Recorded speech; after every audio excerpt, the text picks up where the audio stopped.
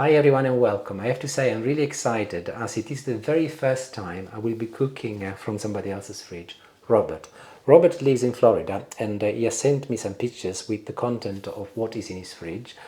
And Robert, your fridge is beautiful. It's really well organized and structured in such a way that must make cooking a pleasure and ideal from any point of view. So let's take a quick look inside Robert's fridge and then I'll tell you what I've got in mind for today. So let's start with the vegetable drawer. I can see that he's got some cucumbers here, a sweet potato, a nice large one, and some garlic, some regular potatoes. Here there are some Brussels sprouts. Robert sent me also a covering note, and these are some serrano peppers. I think he said he's got 1.5 in there. And here, this is interesting. This is a yampee root, and it's a Caribbean tuber, similar to a yam with purple flesh inside. Here, Robert has sent me an additional picture, being really helpful. It's starchy and earthy, a bit like cassava or taro, but with its own character. It's not something we normally use in Mediterranean cooking, but that is the beauty of this experiment, to combine different flavors from across the world. And let's move to the next shelf. So this is water, which Robert mentioned he keeps as storage in case there is a power outage. It seems to me that in Florida there may be the odd storm, and obviously he's been prudent. And look at these. These are olives, and I'll just make it bigger. And if you look, they are olives from Castelvetrano. Castelvetrano is exactly where I come from in Sicily, and they are Nocellara del Belice olives. I suspect most probably Robert will have paid a little bit of money for this, because they are expensive in the UK, so I can imagine it being more expensive in the States. But they've got a very strongish flavor, so you will like them if you like olives, but not just if you like olives, if you really like olives. And they are unique, and they're actually exported all over the world. So well done, Robert, you got great taste. So let's move on and look what else we've got. So I can see that there are some bell peppers, some apples, and that is a pumpkin, a dark green calabaza, I think, and some beautiful smoked ham. Look at the size of that joint. I think I will be doing something with that, Robert. And just from the shelf alone, I can see there are so many possibilities of flavors and colors. But let's move to the door. And beside it being very organized, also it looks very interesting. Robert sent me a covering email, by the way, with his photos, and I'm going to read to you what he actually did say. And here we go. The door. Left picture is straight lemon juice. I make lemonade in my insulated 4-cup throughout the day over ice. Hot here in Florida. Also, I have a Ninja Creamy machine. I make lemonade in my Italian ice very often. I did tell you, he's definitely got taste. And then he added, I also make a lemon ice and a mojito version, sometimes with alcohol. The next picture is cold brewed coffee, a must lately. The carton of pourable yogurt is for mountain smoothies and frozen yogurt creamies. I have lots of frozen and fresh fruits. If you don't have a Ninja Creamy, I highly recommend one. I only buy ice creams maybe 4 times a year. Top shelf is yeast, bread, chocolate covered mint cookies, and bread and butter, sweet pickles and relish. So that is the extent of the fridge.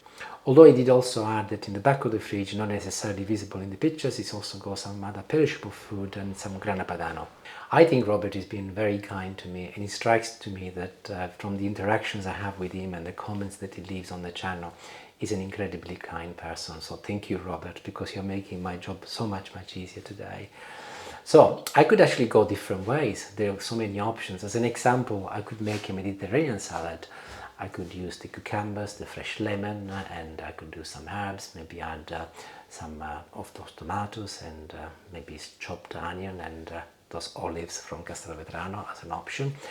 Another option is that I could use the peppers and the tomatoes and make a beautiful peperonata. I've actually made one of those on the channel before, if you'd like to have a look up here. Or just a simple pasta sauce. It's got some beautiful tomatoes in there and some parmigiano or grana padano. Simple pasta sauce, and away you go. I'm sure that Robert will love some pasta in his cupboard. But I like the idea of being able to marry something which is very Caribbean with Mediterranean flavors, and I really like the look of those yampee roots.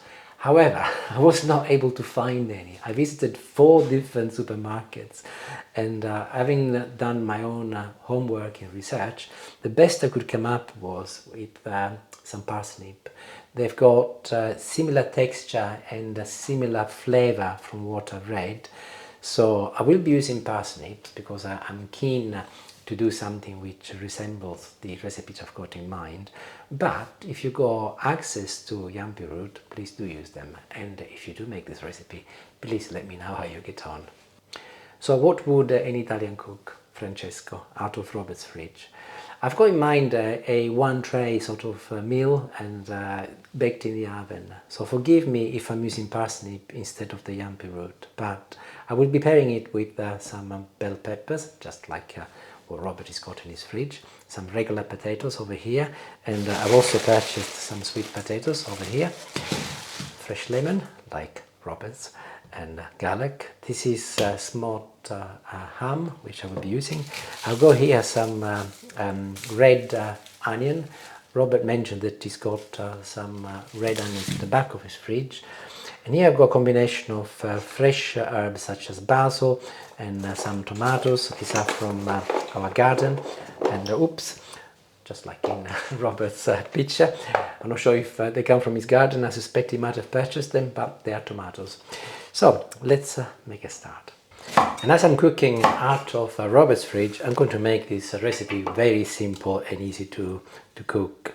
So I'll start very much with my parsnip, and I'm going to be peeling it first. So if you're using anything else like yampee root, obviously do the same. The one thing I notice whenever I peel parsnip is the beautiful flavor that comes up. And I then think to myself, why don't I cook more often with it? Because actually it's really delicious. I think it's one of those underrated vegetables. So I should be cooking more, and actually this is a great opportunity. But I'm actually slicing it into little pieces, long pieces like this first.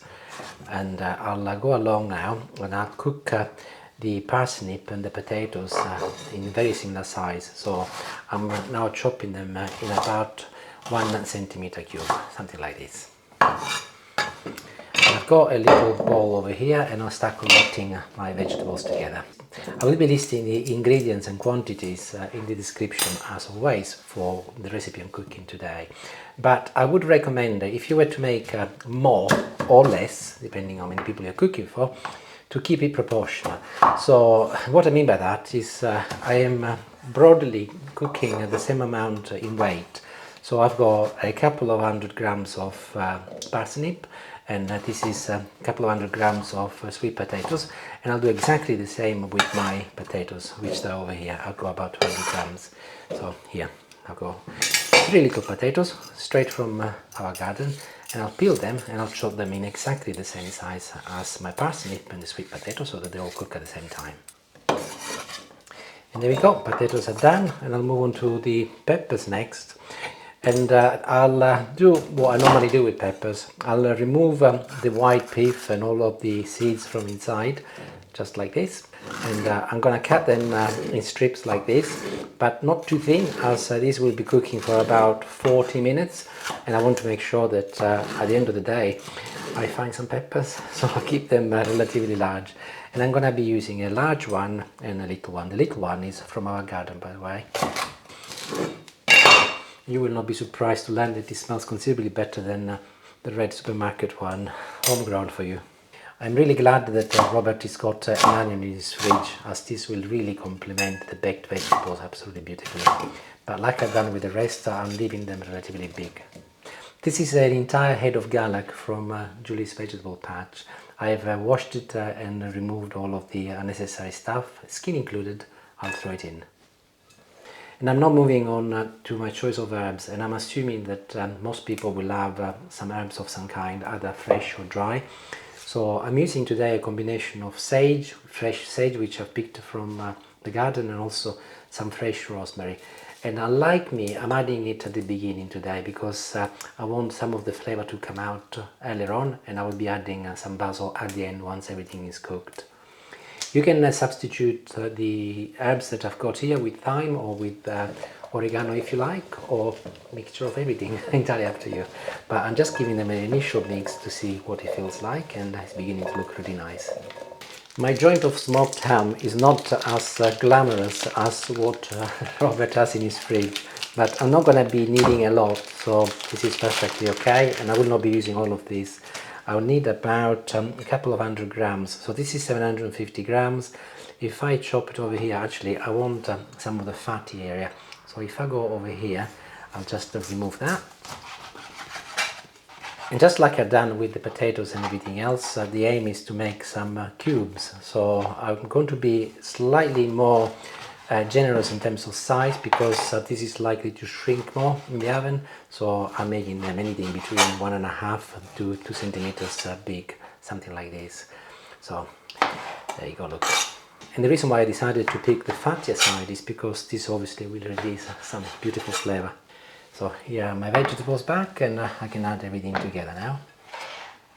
I'm leaving the salting for later, as I've got some smoked ham, which is also very salty. So I'll decide at the end if I need, I will be adding it. But I'll start by adding a little pepper first. Olive oil, it goes without saying, I suppose, if it's a Mediterranean dish. And one of my favorite vinegars, which gives a truly Italian signature, some balsamic. There you go. Hands, and I'll mix everything together once again. Baking tray, big enough for what you're cooking, of course. This is baking paper, which I always try to put at the bottom so I don't make a mess. And also it prevents your vegetable from getting stuck to the bottom of your oven tray, and I'll add everything in there. And I find that actually using a mixing bowl to do this is considerably easier than putting all of the vegetables in your baking tray and then mix them together. You can see that the olive oil and all of the herbs have actually spread themselves equally, and all I need to do now is to ensure that the vegetables are spread on the oven tray, and they're ready to go in. I did tell you it was simple and easy. They're ready to go in the oven. Temperature 200 degrees. It doesn't matter if it's fan assisted or conventional oven, the same for these sort of dishes. But they'll be cooking for approximately 40 minutes, and after 20 minutes I'll give everything a good toss so that they cook throughout and properly on both sides. And then in the last 10 minutes I'll get them out, but I'll show you, and I will be adding some of my tomatoes at the top. I'm not adding them now, otherwise they'll go to nothing. And then at the end, once I get them out, I will be adding a little bit more of my fresh basil and also a little bit more olive oil and the lemon. But I'll show you that, of course, later. So I'll see you in about half an hour. And the weather has really turned here in the UK in the last half an hour. It's now absolutely pouring down with rain. It's typical of late August, early September weather here. So I've given them a toss after 20 minutes, as I say I would. Further 10 minutes, and I can add my little tomatoes from our garden. Of course you can use any tomatoes you like, cherry tomatoes or plum tomatoes, anything you've got available. But as I said before, add them now, not at the beginning, otherwise they will dissolve into nothing. So they can go back in 10 minutes and they'll be ready. Every time I open this door I get a facial. And the magic moment has arrived here. The smell coming from the gammon is something else, actually. It's really nice. And I call it gammon, but I think it's also smoked ham, depending where you are in the world. Yeah, it is lovely. Now, let me tell you something. I have been looking at my jar of olives, and they've been looking at me, and I've been looking at them, and they've been looking at me. I wasn't going to be using any, but having thought about it, I thought, why not, actually? Because they are definitely a Mediterranean touch. So this is a last-minute decision to add my oil with some olives.